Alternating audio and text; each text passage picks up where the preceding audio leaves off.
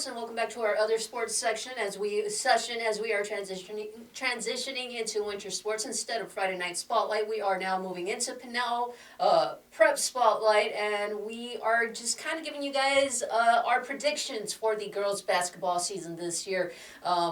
Pretty much so far we haven't been able to see many teams, but from what we have seen online as far as records go and everything, I believe we have one team who is pretty much in their own league, and then a whole lot of question marks when it comes to the rest of the county. The one team that is off on their own is Coolidge. Coolidge has pretty much the entire package returning. They have their two star players in Alyssa Charles and Alasia White coming back, as well as their third teammate who kind of rounds out that big three and is a big headache for opponents in Amira Miguel. Overall, Coolidge is going to be a little bit more tested early on in the regular season. Already they played Snowflake. Unfortunately, they dropped that game, but they still have other matchups against Alchese and Kayenta Monument Valley. Always a big deal when you're going up north and playing against those reservation schools, so this is going to be a good test for them to get figure things out early on and everything. Overall, like I mentioned, we have a lot of question marks. David, you know some of those question marks. What are you thinking about this season? Well, first of all, the wide-ranging question mark is there was a lot of shakeup with different conferences this year. A lot of teams either moved up or moved down, so a lot of teams are going to have to adjust to new conferences facing new teams they haven't faced before. But specifically when it comes to teams, I have two question marks that I want to talk about, and that is the Maricopa girls basketball team and the Poston Butte girls basketball team. For Maricopa hasn't been a winning team in quite a while. They were a perennial playoff contender in the 2010s, but in the 2020s things have not been going their way. So it's time for them to turn a new leaf, and it kind of starts with their new freshman star, or a star in the making, in Kalia Norwood. She is a really solid ball player. She knows what she's doing on the floor. She's a Maricopa product, born and bred. That's something that the team takes really thinks highly of, is having one of their own born and bred stars to kind of come into this program. And only a freshman, and scored 44 points against Tucson Desert View, which is that's just a testament to what she's able to do. She's a really solid scorer, really good shooter when it comes to 3-point range, good rebounder, can facilitate when she needs to. So that's kind of the big question. Can this team rely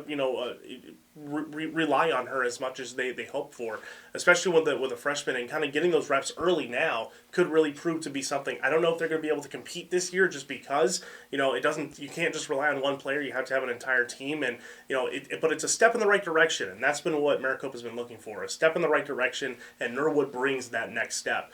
When it comes to Poston Butte, the question really just comes down to how does this team move on from the last season was kind of their big year. They had a lot of big seniors graduate. This was their time. Now they're under a new head coach. Savannah Bix has gone by the wayside to go to 5A and coach Gilbert High School. So it's going to come down to, can they find the way to kind of continue that Poston Butte legacy of a girls program without Savannah Bix there to build it. And it's always going to start and stop with Samira Gray. She's one of the best basketball players we have, regardless of conference, regardless of team. She is an absolute star on the floor. But again, like Maricopa, it takes more than just one player. There's a lot of young pieces to this team that are getting their first real chance at varsity minutes. So that's going to be a little bit of growing pains for them. So I'm interested to see how they can compete against these other teams that they're used to seeing, but at the same time, it's a little bit of a different roster with Samira Gray being at the top. So, like you said, a lot of question marks. It's just going to be a wait-and-see period this season, outside of Coolidge girls being a really solid team that we expect a lot out of this year. But it's just going to have to see who steps up and who actually starts moving in the right steps that they want to move into. David mentioned new conferences. Adding to his, Maricopa moved down from 6A to 5A. Apache Junction is going from 4A to 3A. And then we have a newcomer in Desert Sunrise, which is playing its first ever varsity season. So just a lot of things to look out for. Also, new coaches all around, and familiar faces in new places.